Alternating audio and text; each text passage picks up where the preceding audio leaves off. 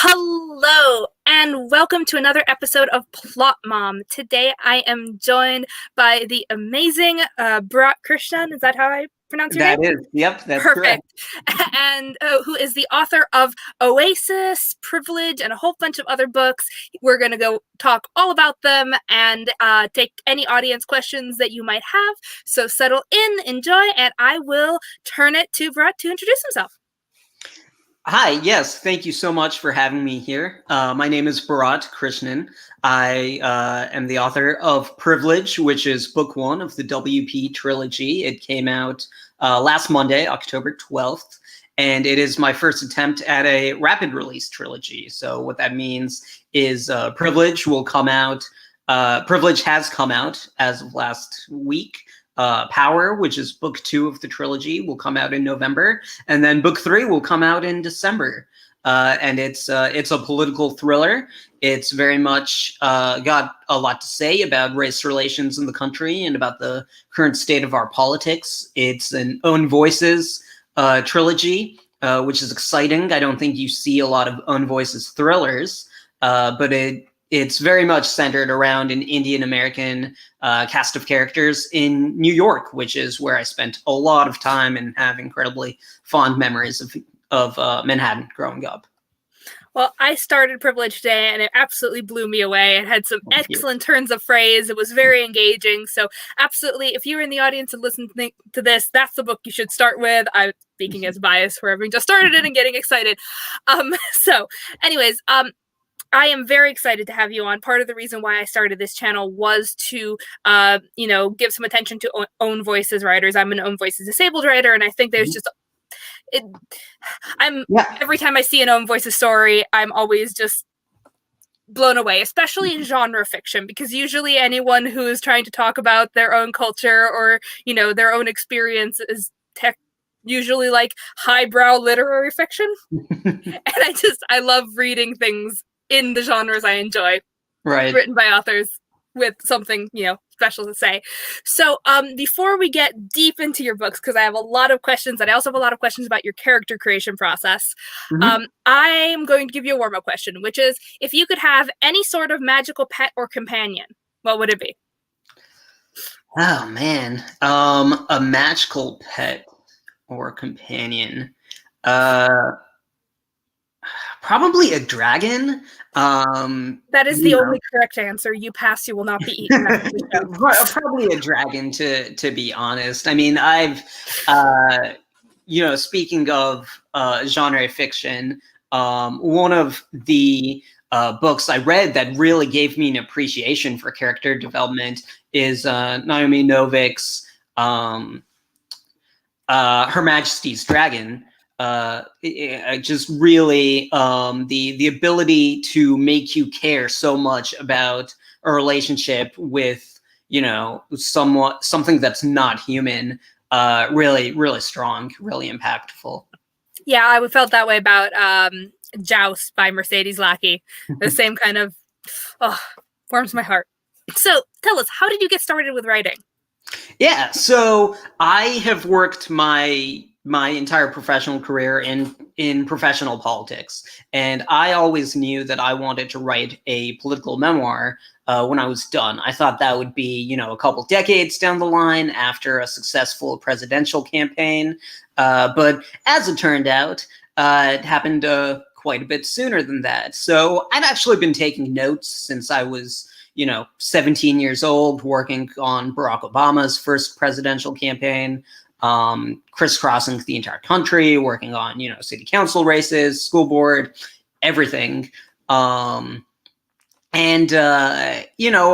2015, 2016, I was working in Louisiana on some state legislative races and met my now wife and decided, jumping around the country like a crazy person every 2 years, not the best way to go. So after that, I decided to stop and took my notes and turned them into a book and wrote a political memoir, Confessions of a Campaign Manager. And once I finished, one memoir, I got the idea that, writing a book isn't quite as scary as I thought. And I think we've lost Allegra. So I will wait patiently and see if she returns.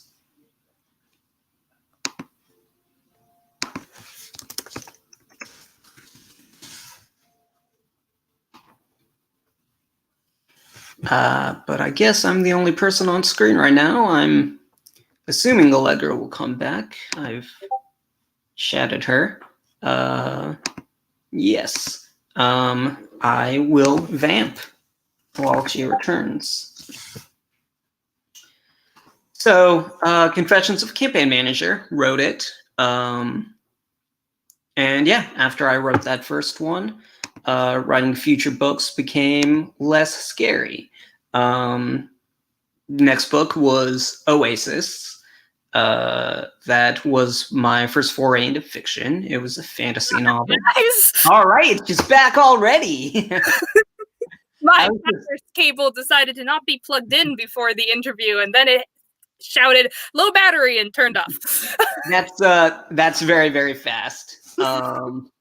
You should have seen the mad scramble. It was like me under my desk throwing wires everywhere. All right. All right. Thank you for holding it down the fort.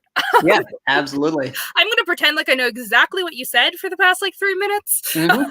No, I just, basically after I wrote Confessions of a Campaign Manager, writing books, which is something I'd always wanted to do. I'd always wanted to be an author since reading The Outsiders in 5th grade by S.E. Hinton.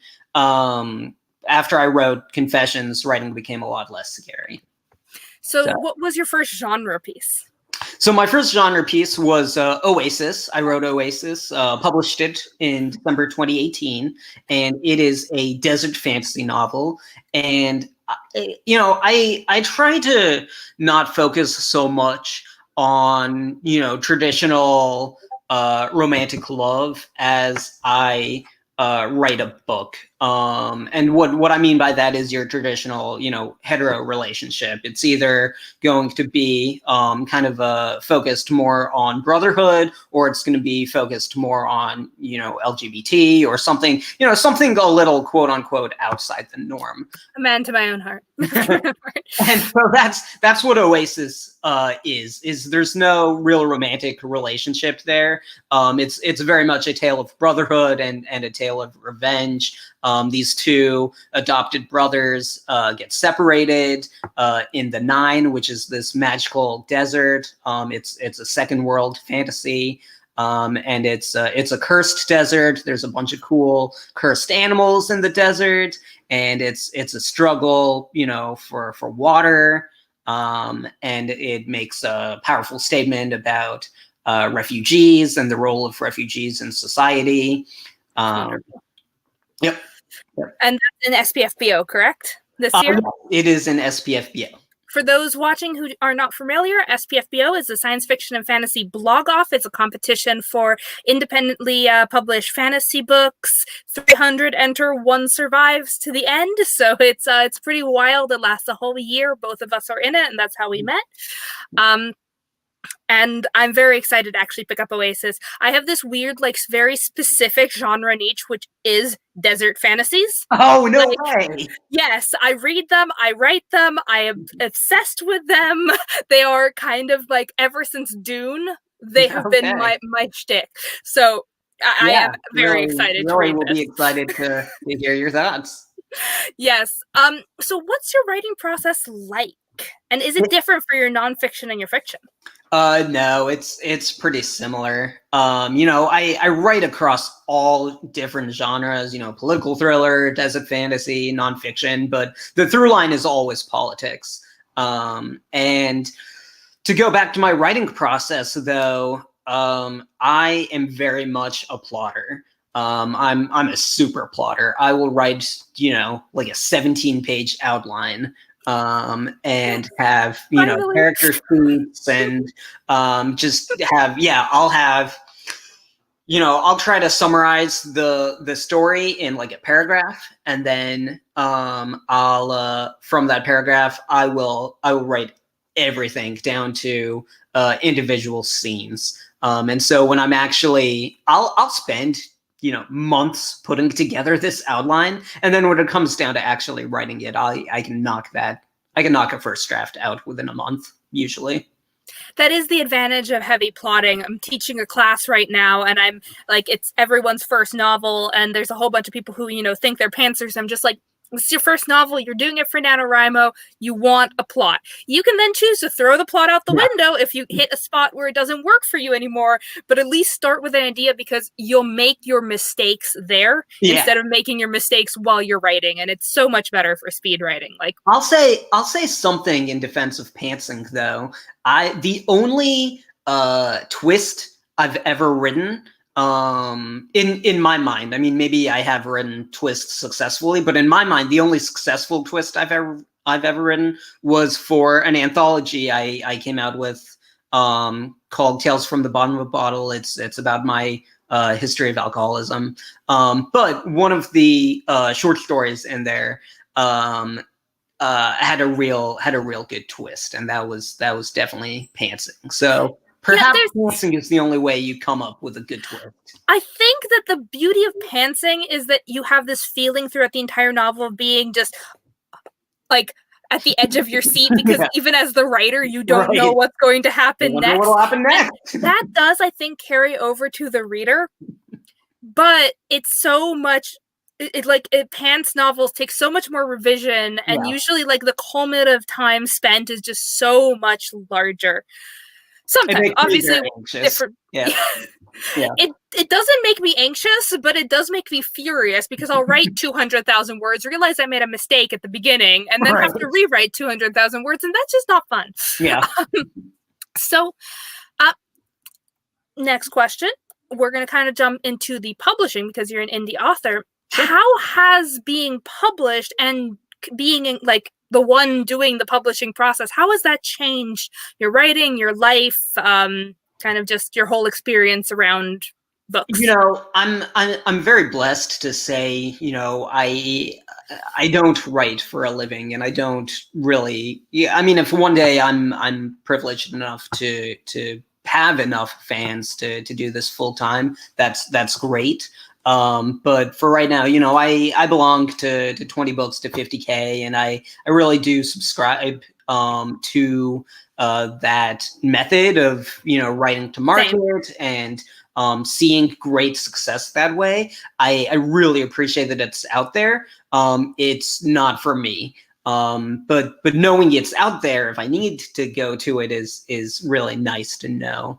So I'm actually going to do a little bit of side for the audience. If you don't know what 20 Books for 50K is, it is a giant Facebook group and organization specifically for independent authors. There's some hybrid information in there, but mostly for indie authors, on the concept that of a volume approach to writing to market within niches, and the idea where if you write 20 books to market, they only each individually have to bring in a small amount of money to then be able to make a full-time income.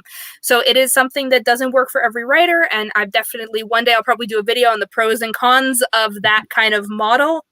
But it is a wonderful treasure trove of information about indie publishing, amazing advice, a wonderful community. They have a big conference every year. So if you are an indie writer, especially if you're new or looking to up your career game, it's a great resource to check out. And absolutely. I'm hoping to go next year. Same. If I can, I'm going to. Yeah.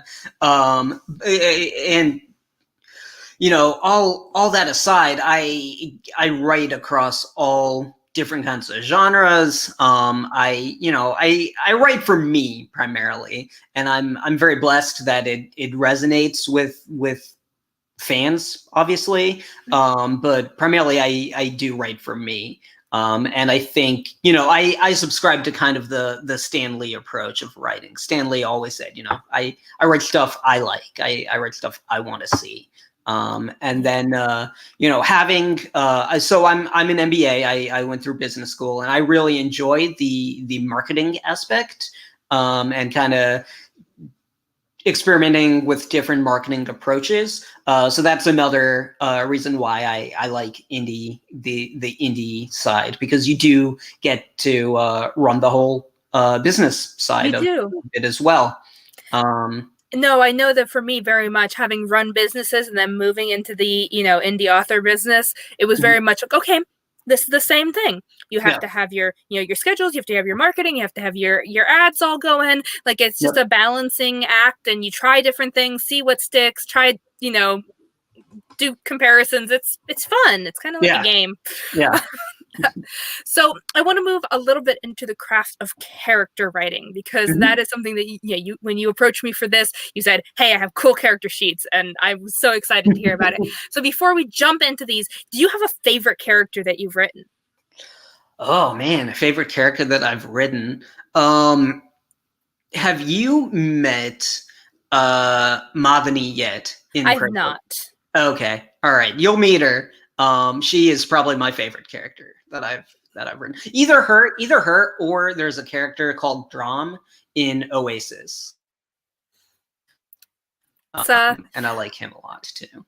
Do you have the experience of all the characters from all the different books existing in your head at the same time, and every once in a while they like jump over and start making trouble? I've heard about it. I wish. I mean, I think Dram and Madhani would actually have a lot of fun together. Sometimes, occasionally, I will catch myself just writing little mini AU scenes with various characters from different series, just because I'm dying to know what they'll sound like together. All right, so let's move on to your character creation process.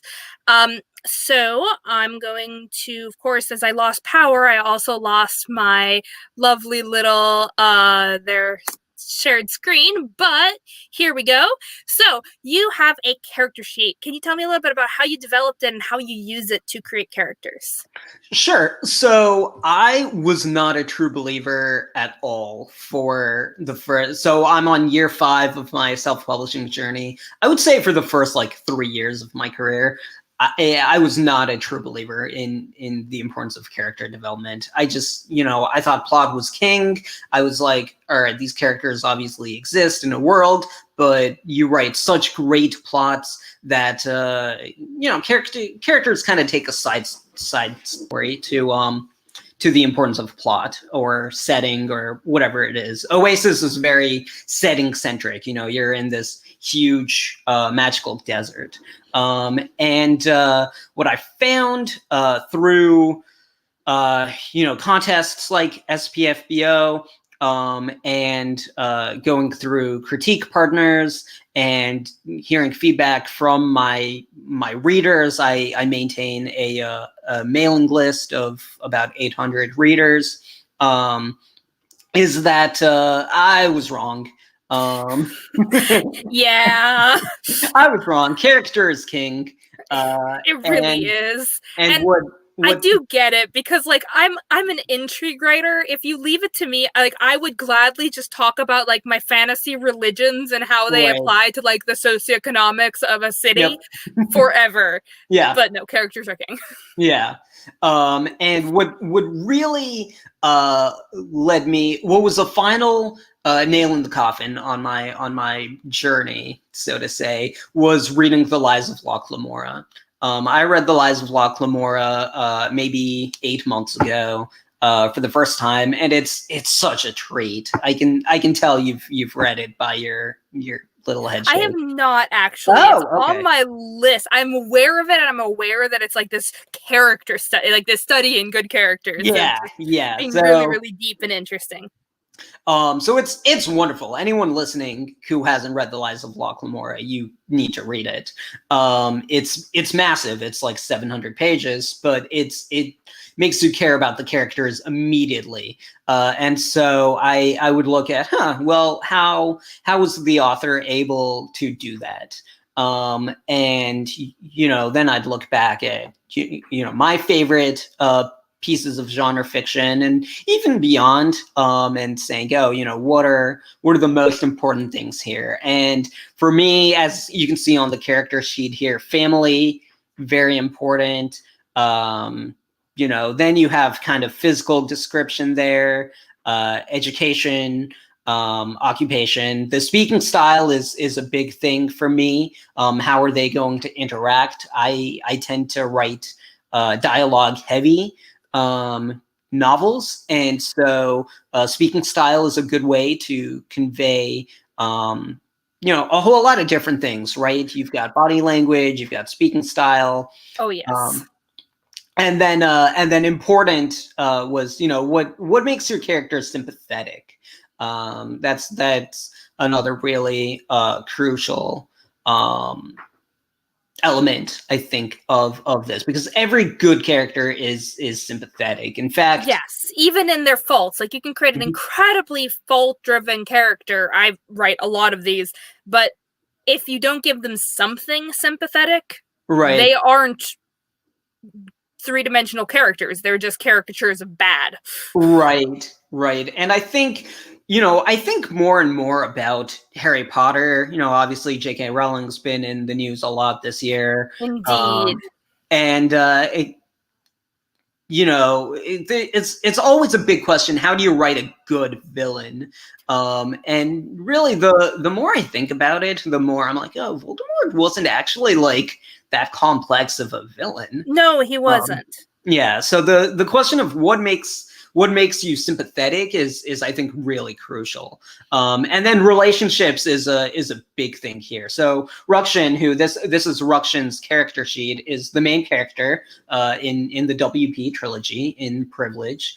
And these are all his best friends: Abhinav, Ravi, Ash, Krish. I think relationships are really how you anchor your character. You can introduce a character on page 1 and kill them on page 2, and as long as they're anchored to another character, you're still going to be able to, that depth will really resonate with the reader. Absolutely. I like when my debut novel starts with a protagonist dying on the prologue.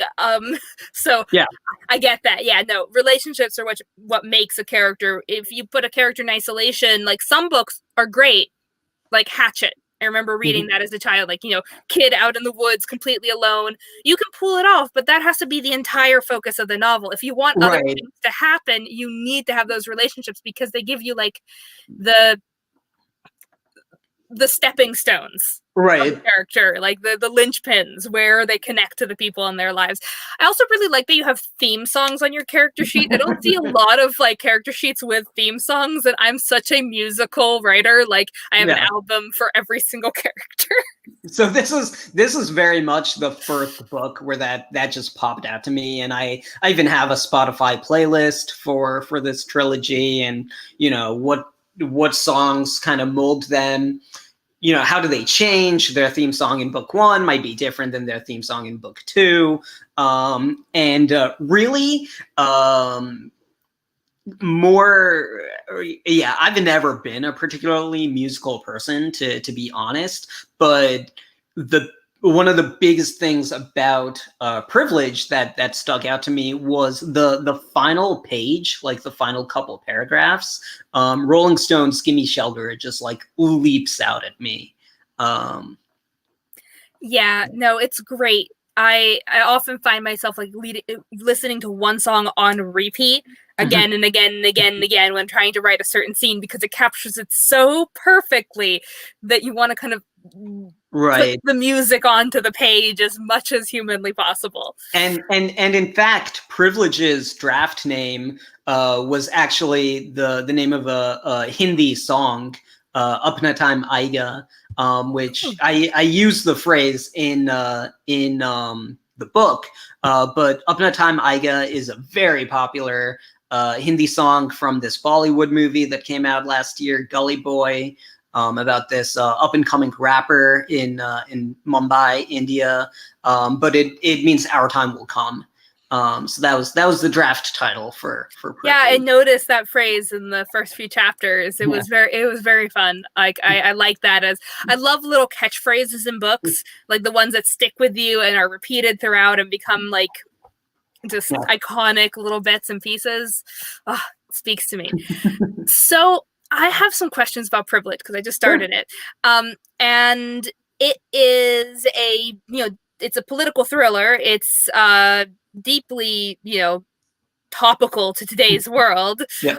Will you tell us a little bit about how you came up with the concept of, making white privilege into a drug that sells on the streets? I think it's brilliant as a framing device for a lot of the issues in today's world.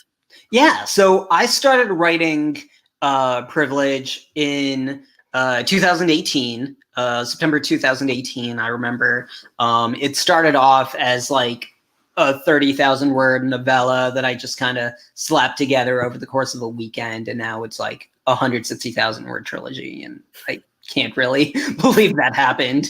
But I worked in Democratic politics for like 11 years. And I left after Donald Trump got elected. And I was just feeling a lot of things about not only the state of the country, but the state of the Democratic Party. And I really thought the current state of the party was wholly unequipped to deal with this kind of political upheaval. And so turned out they were. Yes. So I took all my emotions about, how I felt about the party, how I felt about the Trump administration, how I felt about the Me Too movement, and kind of where we are culturally as a nation. And I threw a lot of things that I wanted to say into this novella. And then I met my brilliant editor, Shailin Gandhi, and she was like, "This is a lot. You need to write more." So then I took that into a trilogy. But going to making white privilege a physical object, I really wanted to make the point that everyone experiences racism differently. And there's as much variety among racism as there are in, drugs, different hallucinogenic effects, depressants, what have you. And so I really wanted to tether it to a physical object. And in reading the book, I was actually a little conscientious here. I got dinged in one review in particular about it, but someone said, something that happens in the book, it seems a little bit like Deus Ex Machina. But what I'm going for there is, racism's kind of the original Deus Ex Machina. Yes, it is. How are Breonna Taylor's murderers not in jail? It defies all logical reason why these things happen. It is. Right. I think applying logic to something that comes out of all these like very, very negative emotions and deep held like systemic problems is always going to be overly simplistic. Yeah. So I actually really liked that in the review. The moment where like someone gets angry at something and you're like, yes, that is the point. Thank you very much for noticing. Yeah. No, I think that, I've always had, there's this moment in the prologue to The Lord of the Rings where Tolkien is just like, I don't want this to be read as topical or allegorical. And I've always had such a problem with that because to me, fantasy and books and stories are such a perfect tool for allegory and such a perfect tool to talk about things that are topical. I think we as a society have a hard time considering, that mankind can be so brutal towards each other, and fantasy, I think, is a perfect outlet to show, because it's fantasy, right? It's not real life, and you're dealing with these very, very real issues. Absolutely. I really genuinely, like, one of the most impactful moments as a reader for me in my whole life was reading an interview with Margaret Atwood. And she said, when I was writing The Handmaid's Tale, I made sure not to include anything that hadn't happened to a woman somewhere in the world. Yeah, I think I read that same interview actually. And it was just, for me, it was life changing because it changed the way I wrote horrible things happening. I always double check, is this something that people have done? Is this something, like, I write, my kind of shtick is I write against big corporations. Almost everyone in my fantasy world has some giant big corporation, and 99% are rising up against it. I try to stop myself and I can't. It's just what I write. But it was very much that. Like, now everything I write, I double check against, like, humanity, because when you just start imagining, it is almost hard to imagine something worse than what has actually happened in the world. There's so much to draw from, and it's such a beautiful medium to discuss it, because you can laser focus in on one issue without necessarily including every single related issue. Right. There's a lot of heavy topics out there. It's a pretty endless. So when was there a moment when, like, inspiration struck for this novel, or did it just develop over a while? So that 30,000 word novella I wrote over the course of a weekend. I don't know. If you asked me what I was doing, I wouldn't be able to tell you, but the idea just kind of fell in my head perfectly. I knew for a long time that I wanted to say something about what was going on in the country, and the idea of making it into it started, actually, Privilege started as an urban fantasy novel, and then I realized it's more of a political thriller, but honestly, the novella idea just kind of fell into place, and it was just, I literally just locked myself in my room for like a weekend and came out and was like, here you go. Isn't it great when that happens? It's just like, oh, look, I did a thing.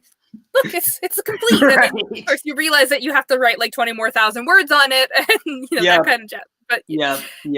And then it just kind of snowballed from there. So I very much actually took a pantser approach with the first cut, and then over the course of the next year and a half, put together extensive outlines for what could a book 2 look like, and what could a book 3 look like, and I've got some ideas for novellas that take place within the world of the trilogy. So what made you decide to indie publish, and did you ever consider querying this about? Yeah, I did. I actually did query this for a little bit, but like I said earlier, I genre hop so much. Like the next book I'm gonna write is probably gonna be a cookbook, to be honest. There's no market for me, and I get it. It's tough enough to sell a book in this environment without like this crazy author who's like, oh, I'm gonna write like a political thriller, and then I'm gonna write a political memoir, and then I'm gonna write a cookbook.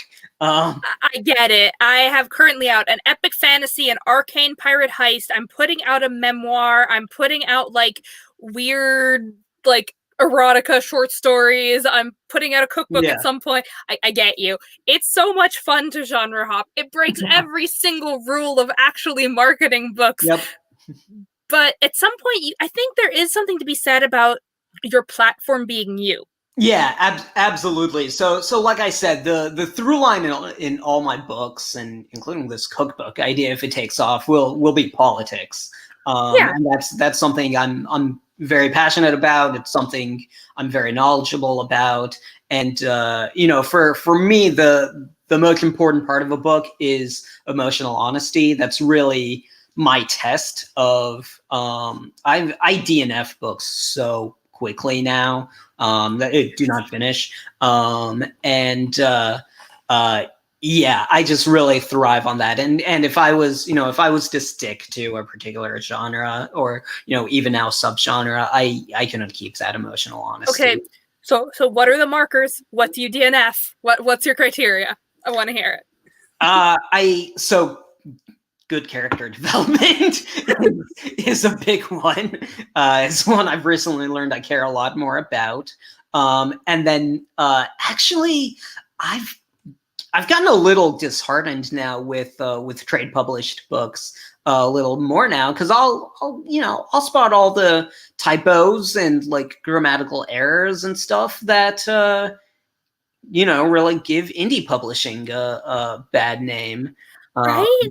Like all the time. And I'm just like, I will be so much more lenient about that with an indie publisher, because Right. I know that I can like send a message to the indie publisher in question and be like, hey, I really loved your book. I left a 5-star review, but I noticed this error and this error and this error. Right. Here's a list. Have fun with it.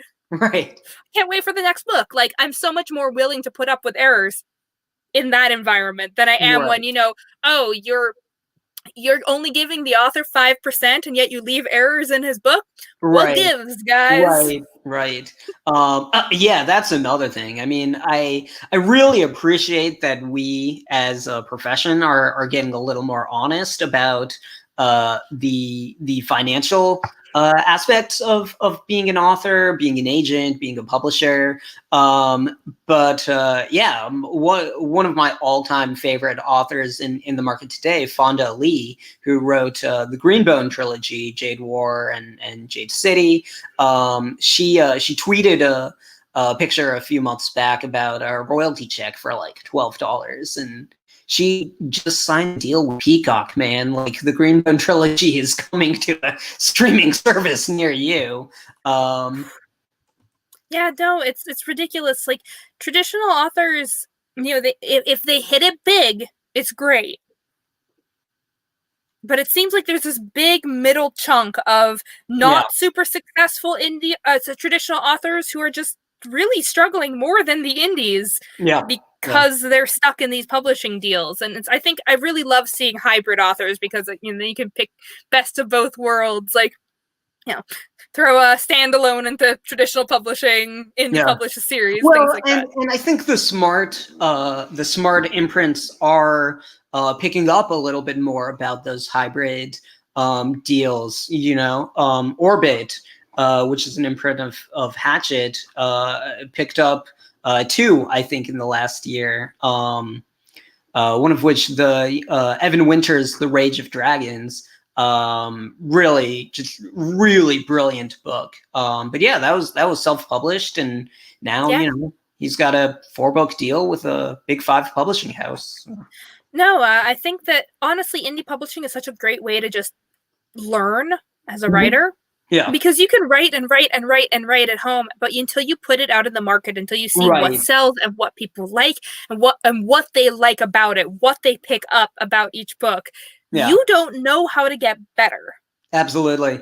Having that courage to hit publish is huge. I've gotten a lot more selective, I'll say, with whose feedback I listen to when I'm shipping a manuscript around. Yeah, I remember the first book, I had to get someone else to hit the publish button for me because I was just like shaking in a corner, and now I'm just like, publish. Let's do this. Let's start a new pen name. Let's everywhere. So we talk a lot about the craft of writing on this channel. If you had some writing advice or publishing advice or any kind of advice to give to people starting out, what would it be? So in my experience, discipline beats everything. And that's, that goes far beyond writing. It's just how I live my life. But discipline beats everything, sit down in your chair, carve out a few hours and write that story. Carve out, a weekend and write that story. I guarantee you 1,000 pages of garbage is better than this perfect idea in your head. Absolutely. And I'm a huge fan of just writing garbage first drafts. My first drafts are so much garbage. Bad first drafts make excellent finished novels. Good first drafts never get written. Yep, absolutely. No, the advice I got early on is, make yourself the time to write. Set aside the time. Then you can write or not, but all you're allowed to do for that hour is write. And if it's the choice between sitting in front of a blank screen and writing, eventually you'll start writing. Like, not doing anything is boring. I've got to give myself a few hours in front of the blank screen because, maybe the first half hour, 45 minutes is me staring at the blank screen, is me staring at the blank wall. I read a tweet somewhere, I think a couple months ago that was like, an important part of my writing process is staring at the blank wall. Yeah, no, you have to get your thoughts in, and then you just have to write garbage. And give yourself permission to write garbage. Yep. It's great. I'm a big fan of tossing first drafts in the fire. Even just typing out, I'm a garbage writer and I should probably quit. Get your fingers used to typing. Doesn't matter. Yep. Break the fourth wall. I leave myself a lot of all caps comments breaking the fourth wall. Just like, I am done today. I can't deal with this anymore. But oh wait, I have an idea now, and then I keep going. Right. So what are you working on now? So I have my cookbook idea, which would really spotlight some immigrant recipes from the entire country, and then have a couple other ideas for the WP trilogy for returning to it. Depending on how this goes, another. I try to push myself by trying some new marketing technique with each book I write. And so this one, this will be my first rapid release trilogy. So I'm really excited to see how it goes. I had a really good launch last week. It was, top 100 in the political fiction subgenre on Amazon. And now I'm hoping to see, what happens when book 2 comes out, what happens when book 3 comes out. And these books are all in KDP. You can or Kindle Select rather. You can read Privilege for free if you're a subscriber of Kindle Select. But yeah, really to see how that takes off. I'm really excited about your cookbook. I don't talk about it a lot, but my degree is actually in naturally occurring fusion cuisine, specifically about immigration and migrations and things like that and how it changes food. So you say immigrant cookbook and I perk up and say, yes, that sounds fascinating. I want to study this anthropologically. So we're going to wrap up in a few, but I always love asking a few questions right before, wrapping. I'm losing my words. So this is something I ask absolutely everyone and always get the best answers from it. So everyone has that way back burner, haven't touched it yet, kooky, crazy idea that they have not written or even started, but they've always wanted to write. Do you have one? And yeah, I have one. It's gonna, it's another, trilogy or more. I don't have it in me to write another trilogy at this point. But I did a lot of research for it. It tackles climate change. It tackles a few other issues, fantasy, thriller. First, I'd say it's alt fantasy. SB Divya, who is coming out with a book from Simon and Schuster next year, blurbed Privilege, and she said, it's like an alt present. And I really liked that term, and I would say that this other idea is alt present. That's very neat, and that seems like it's a kind of fun and unusual genre that doesn't fall into urban fantasy, but is still Well, thank you so much for being here. Thank you for having me. It's been fun. Before we head out, please do tell the audience where they can find you, where they can find your books, and how they can support you best. Yes, so on the scroll here, bharatkrishnan.com, BharatKrisnan.com. That will take you to my author website. My books are all available on Amazon. For the most part, they're all in KDP Select. So if you are a member, you can read them for free. And Privilege is out now. Power is coming out November 16th. And Promise is coming out December 21st. Wonderful. Well, thank you so much for coming on. This has been an absolute delight. For all those watching, whether live or later at, not as a live stream, thank you for watching. Please feel free to like and subscribe. It helps our channel grow and it helps me bring more content. Feel free to leave a comment to let me know if you like these kind of author interviews, if you want more of them, if you have some cool questions you want me to add to my repertoire, and if you want to join our growing community, we have a Discord. The link is below. It's a lot of fun. We talk about writing, world building, character building, indie publishing, the whole shebang. And I will bid you all a good night.